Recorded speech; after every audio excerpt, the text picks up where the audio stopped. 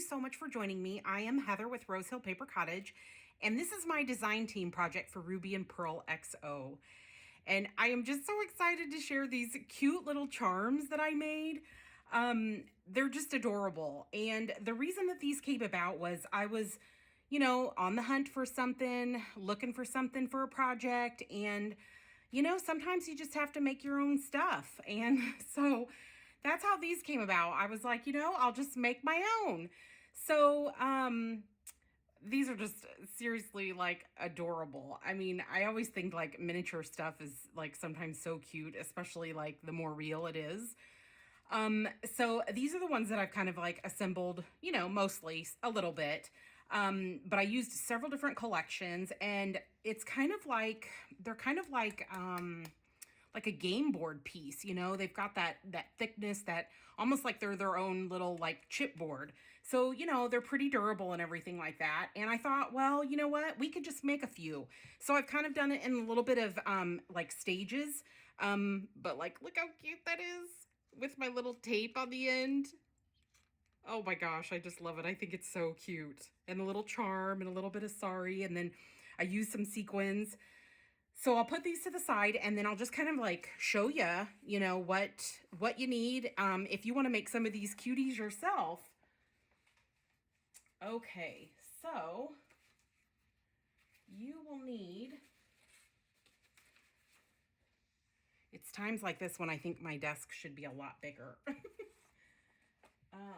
Okay, so, okay. So you'll need printables. Maybe I should talk about that first. So whatever printables that you want to use. I used a lot of different printables. I used mainly the Hello Pretty tag collection. So this is what it looks like when it's printed out full size. And then I printed 4 to a page of that. So if that makes sense. So four of these to a page, and then they are this small. And I think you can go smaller. You can go like 9. So if you want like really teeny tiny charms, kind of like, how I did, this one, you could go like super small if you want to. So it really just depends on what you're using it for, to determine what size that you want. But I printed the tags 4 to a page. And then I also printed, so here's some more tags that I printed. I also printed the butterfly, this image here. So it has the butterfly and then a little bit of this really pretty floral pattern here. This is from Boho Butterfly. Did I already say that? I might have already said that. And I printed these 9 to a page because when you go to, back, your piece or whatever, or actually on this one, I am going to be doing a little bit of a larger tag. So just to give a little bit of comparison, from the tags. So a little bit wider, not too much taller. But I also wanted to use this for some of like the skinnier tags on the back side. This one has a different paper, and I'll talk about that in a second.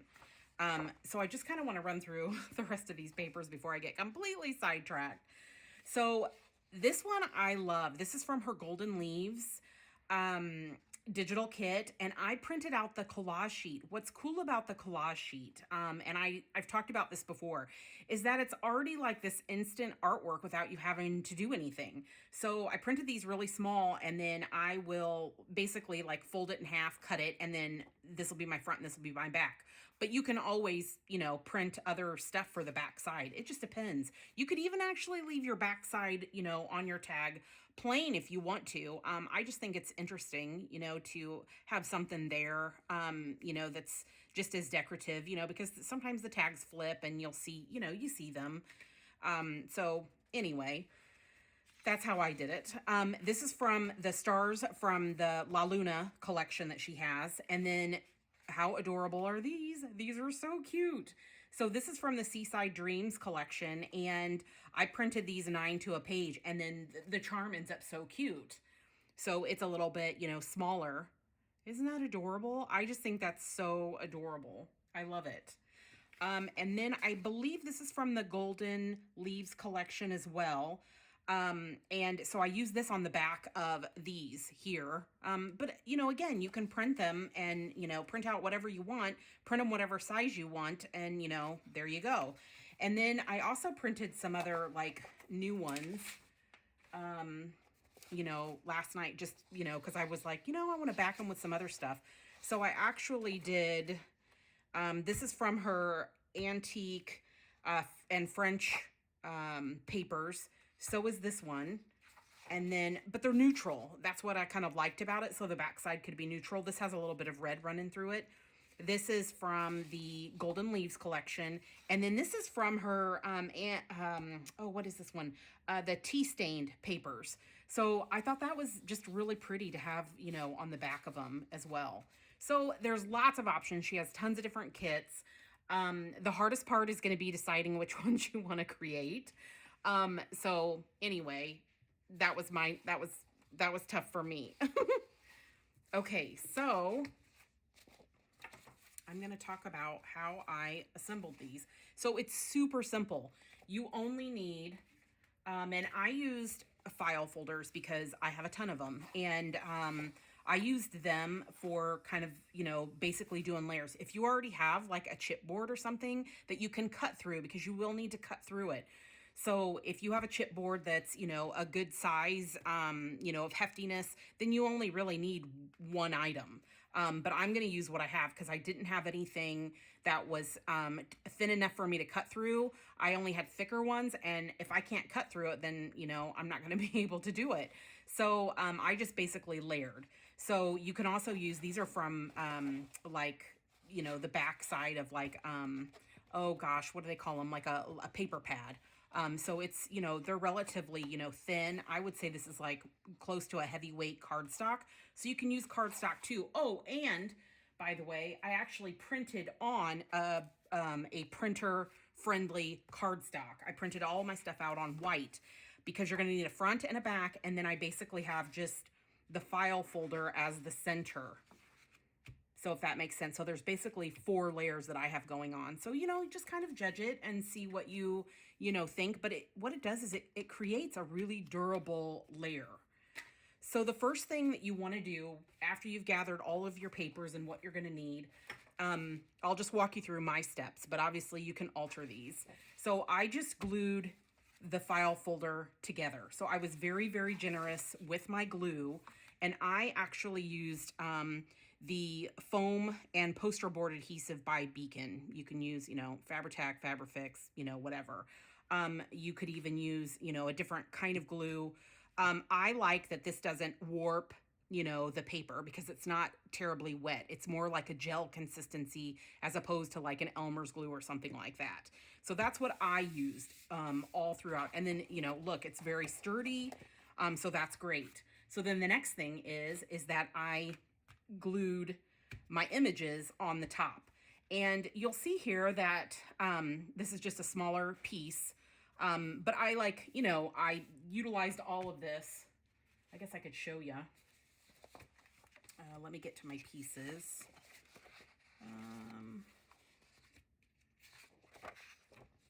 So I took my file folder and then I trimmed around, you know, because you always have that white, and that's just, you know, I always shred that paper and it goes into my paper making.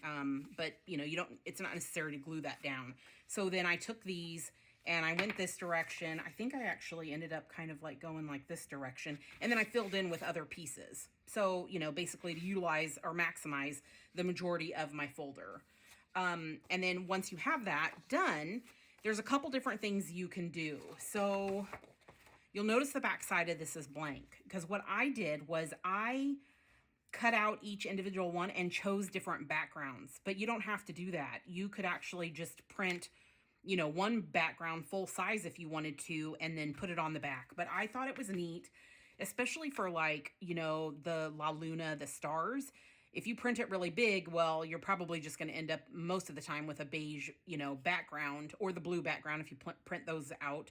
And I wanted to actually see the star on the back, so that's why I had to print it smaller. So if that makes sense. You could also back them with book page to make it, you know, simpler as well. So whatever you want to do, those are the options. But I ended up creating a bunch of these. So these are the ones I still like have to finish. So you can see I got a little out of control, and I just started making them because they're so adorable. Oh my gosh, I just love them so much. So I've done the front and the back. And so for the back of some of these, I took the actual other tag, like another tag that I thought would look cute on the back of it. So because this one says birdie darling, I put the little bird on the other side. So that's what you end up with, you know, once you've got them all glued down. When I actually glued these individual pieces, you can still use the Beacons glue, but I really, really liked using the art glitter glue. That's what's in this tube here. Just because of the application, it comes out, you know, really small. You don't need a lot. And because it's gluing cardstock and a file folder, it's real sturdy and it won't warp. If you do it on, like, if you just, you know, do your image on regular like copy paper or something, then it'll probably, you know, warp it because that art glitter glue is a little bit more wet. So then what I did, these are just so cute. Oh my gosh, I just love them. So I wonder how many more times I'm going to say that, but you know, when you just love making something, it's just so cute.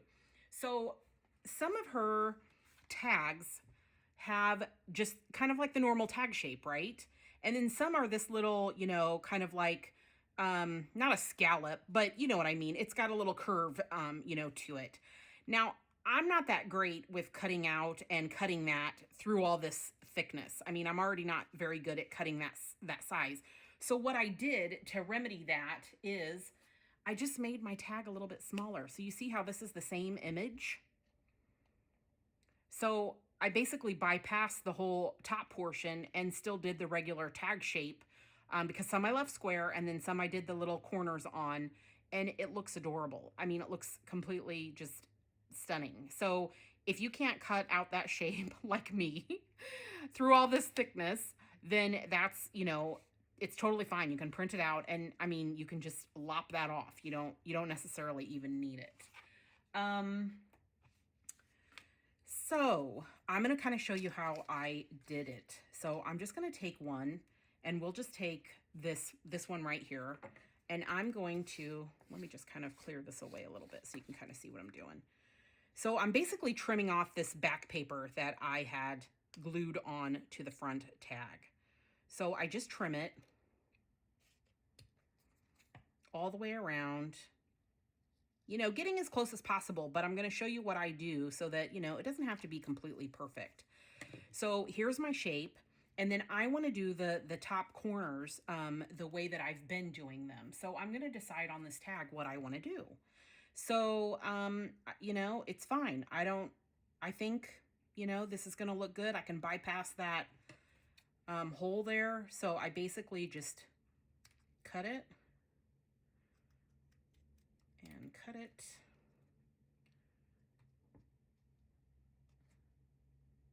And cut it. And I mean, you could even change the angle on it if you really, really wanted to. You don't even have to have like, you know, the smaller ones, but I just think it's so cute. It's just really, really adorable. So the next thing I do is I want to rough it up a little bit. So I basically just take, this is from like, oh gosh, in like, you know, a lot of different like art kits. I stole this from my husband. But it comes with like this little sandpaper, but just use whatever sandpaper that you want. Another thing that's handy is like, you know, a new, you know, nail file, you know, just like the little, you know, spongy type ones. You can use it as well. And then I basically just sand all my edges, and I kind of want them like worn. I don't really want anything like sharp. And if this is going to come apart anywhere, it's definitely going to be at the corners. I try to be generous with the glue, but you know, it is kind of hard working with like glue, not trying to get it on your paper, and then, you know, making sure your edges are completely glued. So I feel like this kind of like takes care of it. So yeah, so I kind of just rough up my edges. If you don't want to do that, you don't have to do that. Another thing I'll tell you, I used white cardstock for both the front and back image. And then I have a green file folder in between. Now I'm going to show you what I'm going to do. I'm going to use some distress ink on it, and so you won't be able to tell that. But if you don't prefer distress ink, you're going to want to think about that, because you'll always see that darker core in here. You know, if you print on, you know, white and your core is you know, like a file folder, or, you know, a different colored construction paper or whatever, or not really construction, you need to use like a cardstock, but if you use a different color in here, you're going to see that core. So if you're not going to use file folders, and you don't want to stain, I would recommend using like white all the way through, or cream color all the way through, or something like that. But I really do love it with the ink. I just feel like it gives it kind of like that instant, you know, aging. But you know, that's what's great about these projects. You can, you know, cater them to whatever you want them to look like. So I kind of just sand around it on the front and the back, and you'll kind of see, maybe you can't see, but you can kind of see how my edges are just kind of like, you know, giving it that like worn look. I think I need to be a little bit more generous on that side with the sanding. So I just keep going around.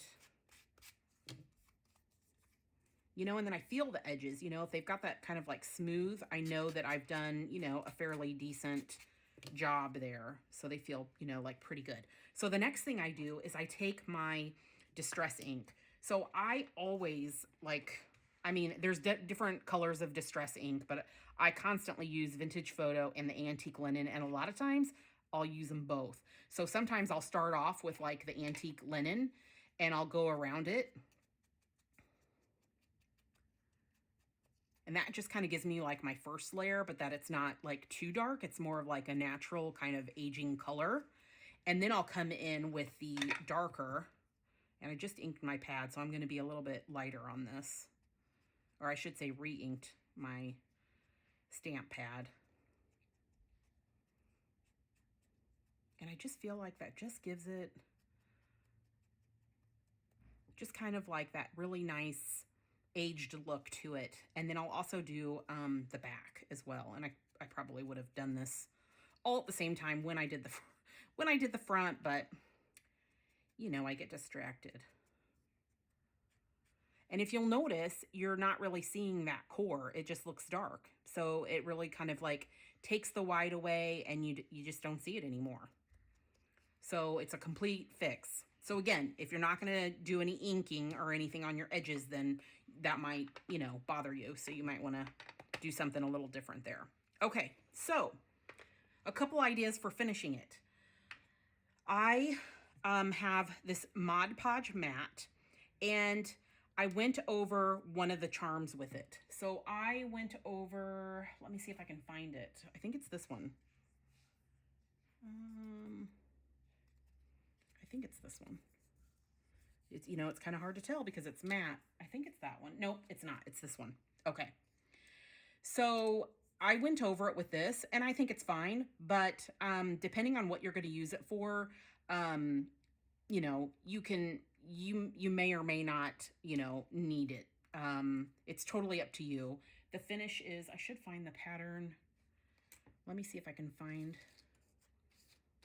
the pattern of the one that is actually, to see if there's much of a, oops, sorry about that, color difference. There you go. Oh no, that's not the same.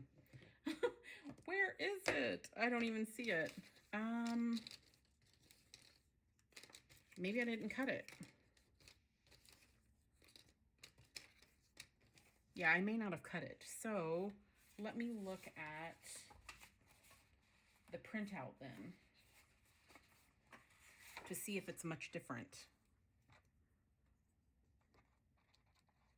So no, not much different. It darkens the color slightly, the Mod Podge, because I only stained around the edges. I didn't stain in the center. So it darkens it a little bit, but I still think it looks good. You know, so either way, and you can't, that matte is really nice because it doesn't leave any kind of, you know, shine. So if you want to take the time because you want to make this like more durable and you want to, you know, seal in all of your edges and everything, then, you know, using the Mod Podge matte is really good.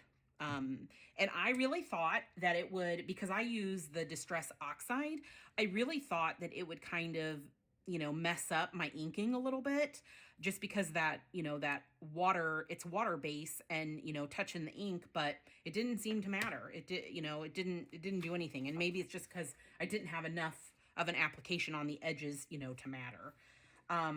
So yeah, so I didn't do any of the others that way though. I'm just kind of like leaving them as is. I may go back. I don't know. I haven't decided. So another thing I did was, this here is like a fake reinforcement. So what I did was I took just the regular standard hole punch and I punched holes out of paper. And what I used was, I just used this scrap piece of ledger that I had, and I cut the holes out because they are perfect for this size. So like if I put this hole over that, it's like perfect for a hole reinforcer, a fake, like, I guess it's not fake because you've made it, but you know what I mean. It's a miniature one. It's a way to do a miniature one. And then I use, for all of the holes that I've punched, I use this. Now this is Fiskars brand. I have had it for like a long time, we'll just say, more than a decade. And I believe it's the 1/16 of an inch hole punch. So it is super tiny. So I will just show you like how tiny it is. So it is super tiny. So that shows you. So this is a normal hole punch. And then there's another size that I have. So it's even smaller than that, just to kind of give you some reference. So this is what I used for all of the tags, because relative to size, I thought that is kind of like a normal size for the smaller tag. So anyway, so that's what I used. And I'll put a link below. I'll look to see if I can locate a 1/16 of an inch. I'm assuming they still make this. So it should be, no issue. But if you don't have this and you don't want to purchase it because you'll never ever use it again, you can just use your awl, take the awl, put this on a surface like either a book or some foam, and then you can just do, you can pierce your hole through it. You might need a little bit more, elbow grease, but it'll work. So you could do that. The other thing, if you don't have an awl, you could just use a needle and just go through each of your layers. So line up your layers before you've glued them down and punch the hole. Because I think it'd be a lot tougher to do it through all 4 layers, if that makes sense. Okay, so let me think here. Is there anything else that I need to talk about these? So yeah, so a few different things that you could gather. Like I use these a lot. Bulb pins, that's what they're called. I was like, what are these called? I have no idea, but they're bulb pins. You could get like different little, like, beads. I have like a little bird here, buttons, sequins, and that's what I use like on some of them. A little key is so cute. So look at the little key there, or a little charm. I happen to, use my rose charms on like everything, but you can get those off Amazon. And I love all the fun like sequins. I have like a couple different like sizes of sequins. Well, I think actually I have 3, but for these smaller ones, I wanted to use like the tinier pieces. But I mean, you don't even have to add anything if you don't want to. So here I just added a little bit of sari, and I used a little piece of sequins, and I think that's just adorable. A trick about the sari is if it's wide, so say you have like a really wide piece, you can just, cut it in the middle and then just tear it. And then that's the perfect size, take off all your threads, and then you can just, tie it up. And then that's all I've done. I've just tied it once, and it's just, I think it's so simple, but it's so darling. I mean, it's so cute. So let me just look at these other ones to see if there's anything I've kind of forgotten. So I sand them and I ink them, and then yeah, so I put a little button here and a little bit of trim. You'll see that I've left some square. I did do a little bit of the teeny tiny hole reinforcer there. No charm or anything, just a little bit of, of a kind of like a little cotton tie. And then you can make them any size you want too. So this is the collage sheet from her Golden Leaves, and then here's the back side of it, and look how adorable that is. It's so cute. And what I did here was I took the half of it, so I cut it across the top. Here's the bottom, and I'm gonna make this one into like a little charm as well. So aren't those so cute? Oh my gosh, I just love them so much. They're adorable. And this is just with like a little button, and I put a little sequins on the front, and then I'll probably, you know, maybe tie this on there. So I'll just kind of show you how easy it is, how I did it. So I just take the sari, and here, let me move these out of the way so you can kind of see what I'm doing. You know, because they're tiny, so it's a little finicky, but they're so fun. They're so quick to put together. So I just did that. I tied it pretty tight. And then I always angle my edges just because I just think it just gives kind of like a nice look. So I just go at an angle.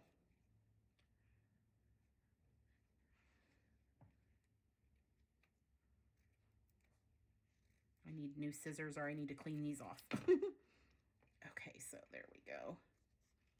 So is that not so adorable? I should cut this a little shorter. Let me just do that. There we go. So isn't that just so cute? I just love it. It's so adorable. And it'll be so cute.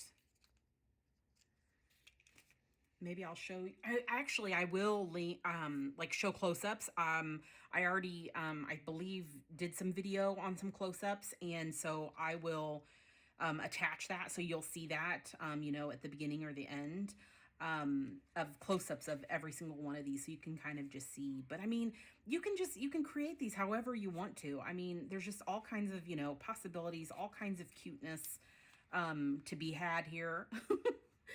And I just love them. I just think they're absolutely adorable. So if you have any questions, feel free to, you know, put the questions below, or you can DM me through Instagram. I'm more than happy to answer them if I didn't cover something. I'll try to remember to put all the links below of everything that I used. And also Heather's shop will be there so that you can find all these really super duper cute digital collections. And yeah, so thanks for watching. I hope you enjoyed this. If you create any, I would love to see what you create. And you can tag me on Instagram if you happen to post it there. I would love to check it out. So anyway, have a great day. Thanks, everybody. Bye-bye.